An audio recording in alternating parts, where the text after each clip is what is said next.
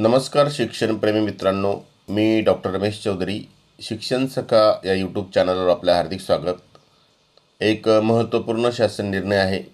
दिव्यांग व्यक्ती हक्क अधिनियम 2016 the rights of persons with disability act 2016 नुसार दिव्यांगत्व तपासणी, मूल्यमापन आणि प्रमाणपत्र वितरणासाठीच्या मार्गदर्शक सूचना महाराष्ट्र शासनाच्या सार्वजनिक आरोग्य विभागाचा हा दिनांक 6 मार्च 2026चा शासन निर्णय आहे. या शासन निर्णयाच्या संदर्भात यापूर्वीचे काही शासन निर्णय संदर्भासाठी आहेत. 14 सप्टेंबर 2018चा एक शासन निर्णय आहे सार्वजनिक आरोग्य विभागाचा, आणि दिव्यांग कल्याण विभागाचे अर्धशासकीय पत्र आहे दिनांक 12 फेब्रुवारी 2026चं. तर सार्वजनिक आरोग्य विभाग शासन निर्णयाच्या 2018च्या अन्वये दिव्यांग व्यक्ती अधिनियम 2016 नुसार दिव्यांगत्व प्रमाणपत्र तपासणी, मूल्यमापन व प्रमाणपत्र वितरणासाठीच्या मार्गदर्शक सूचना निर्गमित केल्या आहेत.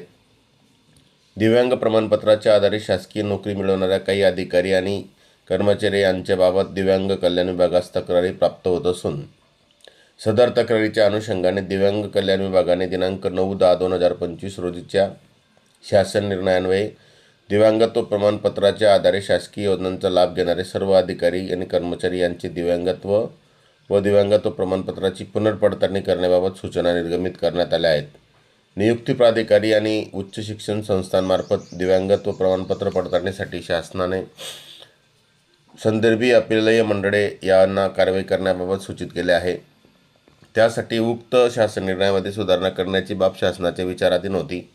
तर शासनाचा निर्णय असा आहे की 14 सप्टेंबर 2018मध्ये जो शासन निर्णय त्याच्यातील परिच्छेद क्रमांक 3 मधील मधील तक्रार, अपील आणि निर्देश मंडळ यामध्ये अनुक्रमांक 3 नंतर अनुक्रमांक 4 मध्ये खालीलप्रमाणे वाचण्यात यावा. संबंधित नियुक्ती प्राधिकारी किंवा उच्च शिक्षण संस्था यांनी दिव्यांग प्रमाणपत्र प्राप्त असलेल्या उमेदवारांना प्रमाणपत्राची पुनर्पडताळणी किंवा पुनर्तपासणीकरिता संदर्भित केल्यास ज्या संस्थेने ते दिव्यांग प्रमाणपत्र निर्गमित केले असेल त्या संस्थेच्या अपीलीय मंडळांनी त्या प्रमाणपत्राची किंवा पुनर्तपासणी करणे बंधनकारक राहील. ज्याचे प्रमाणपत्र अपीलीय मंडळामार्फत दिले असेल तर त्या प्रमाणपत्राची पुनर्पडताळणी पुनर्वलोकन संबंधित नियुक्ती प्राधिकारी किंवा उच्च शिक्षण संस्था यांनी संबंधित अपीलीय मंडळ सोडून इतर कोणत्याही अपीलीय मंडळाकडून करून घेऊ शकतील. तसेच तपासणी पुनर्पडताळणी अंती अपीलीय मंडळ यांनी ते वैश्विक दिव्यांग ओळखपत्र UDID सुधारित करणे, फेटाळणे इत्यादी बाबी करणे हे बंधनकारक राहील. तर एक महत्त्वपूर्ण शासन निर्णय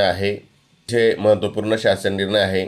या शासन निर्णयाच्या अनुषंगाने राज्यातील कर्मचारी, अधिकारी यांच्यासाठी दिव्यांग प्रमाणपत्राच्या संदर्भात जे पुनर्तपासणी आणि पुनर्पडताळणी आहे या संदर्भातले एक मार्गदर्शक सूचना आहेत, आणि त्यामध्ये दिव्यांग प्रमाणपत्र दिलेल्या प्राधिकारीच्या उच्च प्राधिकारीकडून हे पुनर्पडताळणी किंवा पुनर्तपासणी होणार आहे. तर या शासन निर्णयाच्या अनुषंगाने भविष्यामध्ये सर्व अधिकारी आणि कर्मचारी यांच्या दिव्यांग प्रमाणपत्राची किंवा दिव्यांगत्वाची पडताळणी पुनर्तपासणी होणार आहे, आणि या दृष्टीने हे सर्व शासकीय अधिकारी कर्मचाऱ्यांसाठी आणि हे महत्त्वपूर्ण असल्याने हा शासन निर्णय आपण सर्वांनी वाचावा, या दृष्टीने कारवाई होईल. तर आपण आतापर्यंत हा व्हिडिओ पाहिला असेल तर चॅनलला लाईक करा, कमेंट करा आणि चॅनल सबस्क्राईब करा, आणि आपले या चॅनलवर कमेंट्स करा. असेच नवीन व्हिडिओ मी आपल्यासोबत शेअर करणार आहे. आपण आतापर्यंत व्हिडिओ पाहिला त्याबद्दल आपले मनापासून धन्यवाद.